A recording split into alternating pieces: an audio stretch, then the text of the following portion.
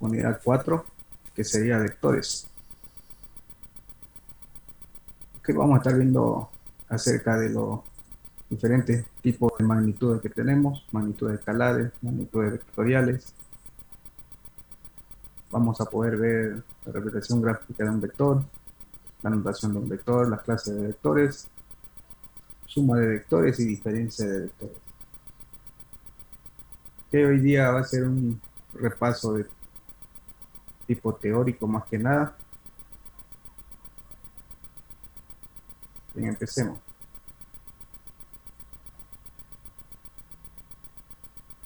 Uno de los elementos más usados por la física y en el desarrollo de sus leyes y conceptos fundamentales son los vectores, pues ellos facilitan la comprensión de diversos fenómenos físicos y permiten desarrollarlos matemáticamente.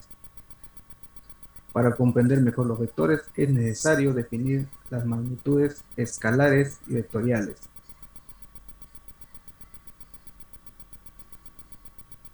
Las magnitudes escalares son aquellas que quedan completamente determinadas con solo conocer su módulo, es decir, su valor numérico y su sistema de unidades.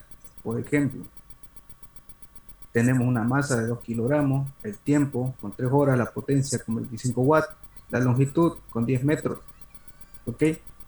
A esto vendría siendo, por ejemplo, en masa, el 2 el valor numérico y kilogramos su sistema de unidades. Con solo tener estos datos ya podemos decir que es una magnitud escalar. Solamente esos datos. ¿Ok? Y a diferencia de una magnitud vectorial, tenemos que son aquellos que quedan completamente determinados cuando ya conocemos su valor numérico escalar, su sistema de unidades y además su dirección y sentido. En este caso lo llamaríamos que es una magnitud vectorial. Por ejemplo, la velocidad. Si decimos que la velocidad es igual a 10 kilómetros sobre hora, y decimos que este va de Santa Cruz a Montero, estamos dando una dirección, viene siendo una magnitud vectorial. Asimismo, la aceleración igual a 2 metros sobre segundo al cuadrado, desde el punto A al punto B, le estamos dando una dirección y sentido, viene siendo una magnitud vectorial. Como podemos ver en velocidad, como dijimos, el valor numérico 30, tenemos el sistema de unidades que está dado por kilómetros sobre hora y tenemos una dirección y sentido. Dirección al norte, sentido a Montero, por ejemplo. Bien, así podemos diferenciar una magnitud escalar de una magnitud vectorial.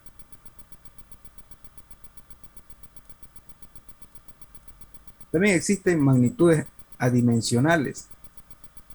En este caso sería el coeficiente de rozamiento o coeficiente de fricción, el cual vincula la oposición al deslizamiento que ofrecen la superficie de dos cuerpos en contacto según la intensidad del apoyo mutuo que experimentan. Es un coeficiente adimensional, usualmente se representa con la letra griega mu.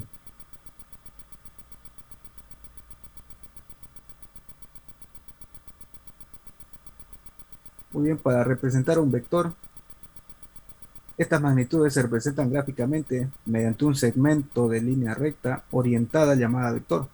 Se caracteriza por tener su punto de aplicación u origen, módulo, dirección y sentido.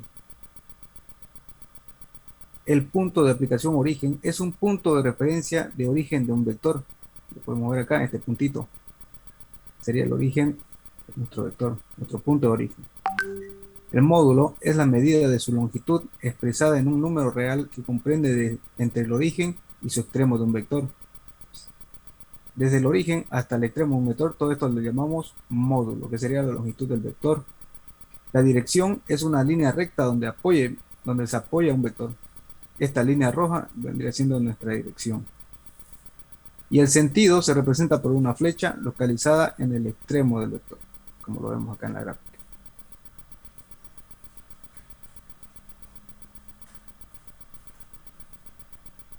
Bien, para escribir un vector, su notación vectorial, generalmente a todos los vectores se los representa por una letra del alfabeto mayúscula o minúscula, colocando encima de cada letra una flecha pequeña, por ejemplo A, llamado vector A.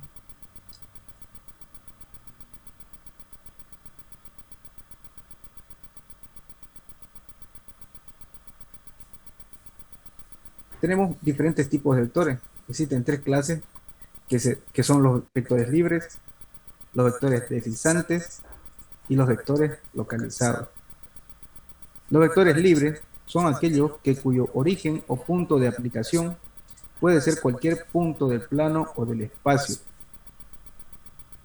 Como podemos ver, los vectores que están libres en el espacio no tienen un punto definido de ninguno de ellos. Esto le llamamos vectores libres. Tenemos a los vectores deslizantes. Son aquellos que se encuentran apoyados sobre una recta determinada y tienen la misma dirección que la recta. Como podemos ver, tenemos una dirección y sobre ella están los vectores actuando. Pueden estar actuando en diferentes sentidos, como podemos ver. A y B están en el mismo sentido, mientras C está en el sentido contrario. Los vectores localizados son aquellos cuyo origen o punto de aplicación se encuentran en un punto determinado. Por ejemplo, acá tenemos definido el punto 2, el punto 3 y el punto 1. Estos valores los tenemos definidos. ¿Okay? Es muy diferente a los vectores libres.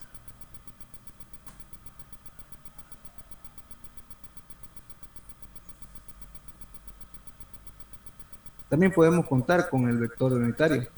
En física existen distintas clasificaciones posibles para los vectores, en función de la característica en que nos fijemos y si lo relacionamos o no con otros vectores.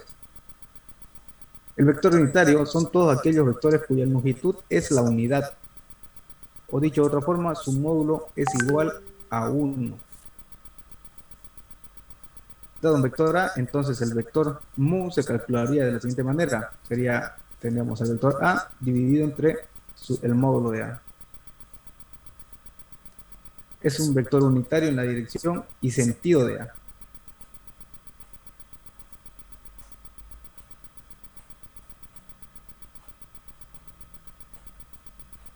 Bien, podemos realizar las siguientes operaciones algebraicas con los vectores. Podemos realizar suma de vectores o diferencia de vectores. Para la suma de vectores puede realizarse por métodos gráficos o por métodos analíticos.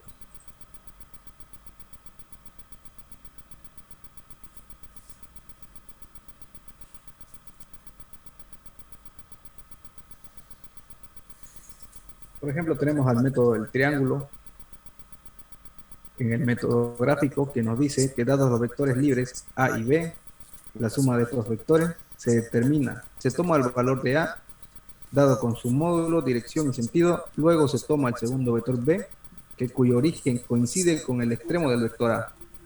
La suma resultante se determina mediante el origen del primer vector al extremo del último vector, formando un triángulo. Como podemos ver en la gráfica, ponemos el vector B enseguida del vector A, en el extremo del vector A. Unimos el origen del vector A con el extremo del vector B y tenemos el vector resultante.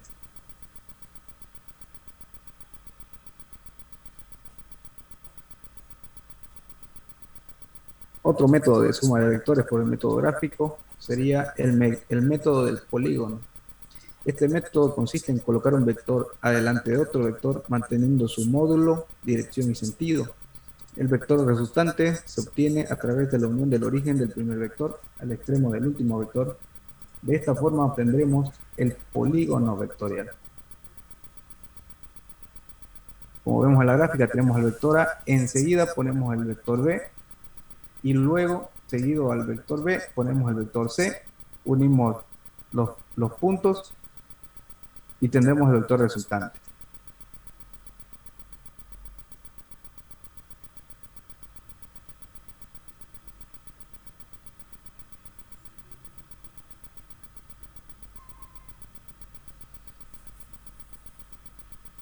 Suma de vectores por el método analítico. Tenemos la suma de vectores colineales. Estos vectores colineales son aquellos vectores que están contenidos en una misma línea de acción En este caso, la resultante se determina mediante la suma de cada vector, tomando en cuenta el sentido de cada vector. Por ejemplo, si queremos determinar la resultante de los siguientes vectores, tenemos al vector A con un valor de 4, al vector B con un valor de 3, al vector C con un valor de 3, y al vector D con un valor de 1. Todos están en una misma dirección. Para sumar estos vectores, entonces tendríamos que usaríamos la resultante igual al módulo de A más el módulo de B menos el módulo de C, porque como vemos en la gráfica, C está apuntando hacia la izquierda, está en el lado contrario a los demás, entonces pasa a restar, más el módulo de D. Si reemplazamos los valores, tenemos a 4 más 3 menos 3 más 1 igual a 5. Entonces tendríamos que el vector resultante sería igual a 5. Y por eso nos dice que tenemos que tomar el sentido del vector. Si está hacia la derecha, suma. Si está hacia la izquierda, resta.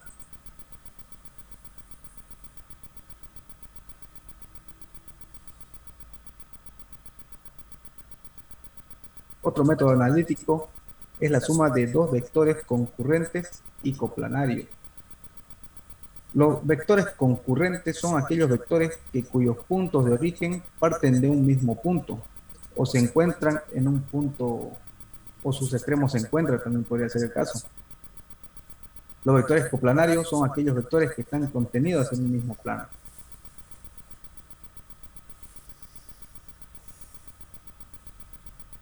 Prosiguiendo con el método analítico, vamos a tener que si el ángulo entre dos vectores es distinto de 90, vamos a resolver por el método de los senos. Por ejemplo, la magnitud de la resultante se calcula aplicando el teorema de los cosenos. Perdón. Tenemos la resultante igual a la raíz de a cuadrado más b cuadrado menos 2 por a por coseno del ángulo.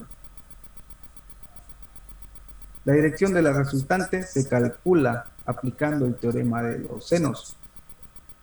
A sobre seno de alfa igual a b sobre seno de beta igual a r sobre seno de tita.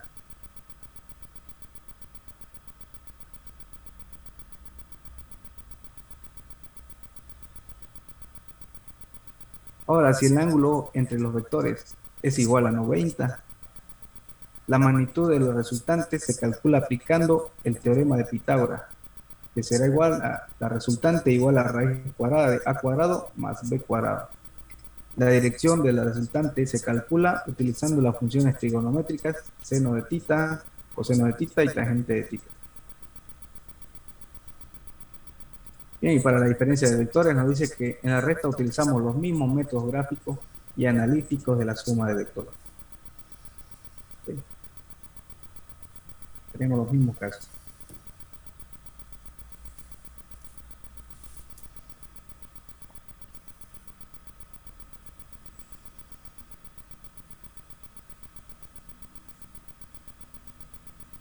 Bien, basándonos en esto, vamos a responder algunas preguntas del práctico. Veo por acá, por ejemplo, van a encontrar preguntas como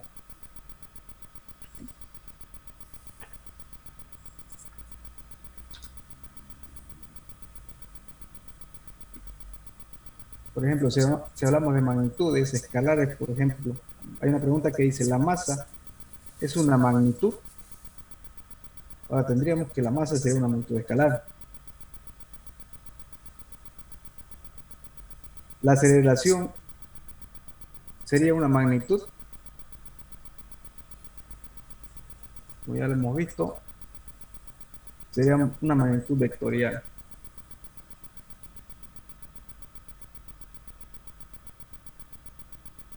A ver si alguien me quiere responder a esta pregunta. Dice, un vector que tiene su longitud definida se caracteriza por tener Módulo. módulo, exactamente, es módulo, módulo, dirección, sentido, sentido, dirección, o ninguna. En este caso tendríamos que la longitud definida es el módulo, ¿cierto?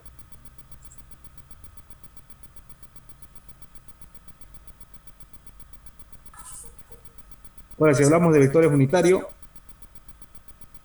el módulo de un vector de unitario tiene, ¿cuál sería su unidad? 1. 1.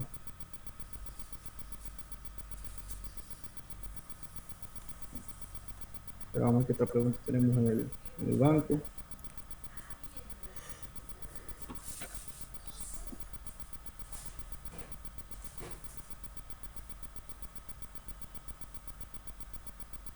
Por ejemplo, tenemos el coeficiente de fricción, es una magnitud.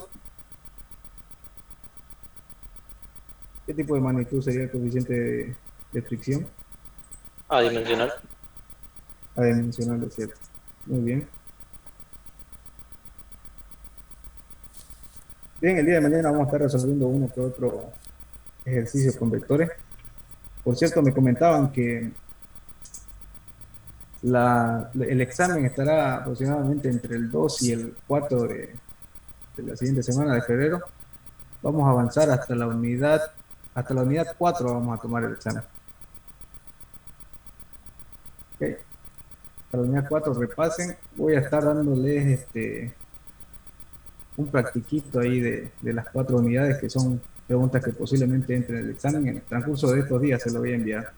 Lo voy a dejar en la plataforma para que lo resuelvan.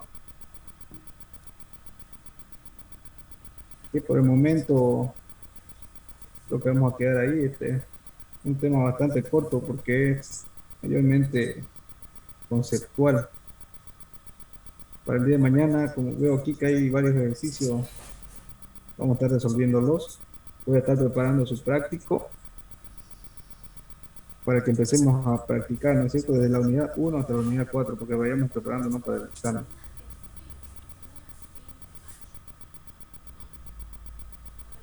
Bien, les ¿Examen virtual recomiendo. o examen presencial, profe? ¿Cómo dice? ¿Examen virtual o presencial, profe? Va a ser presencial hasta el momento, por lo que me dijeron, pero eso se va a confirmar. Se va a confirmar todavía, no está. ¿No te Están preparando los aprobación? laboratorios Presencial. para el aforo mínimo. Ok. ¿Ustedes no les han comunicado nada todavía acerca del examen? No, profe. Si a usted no le ha informado, imagínense los estudiantes nomás. Ok. Tiene razón.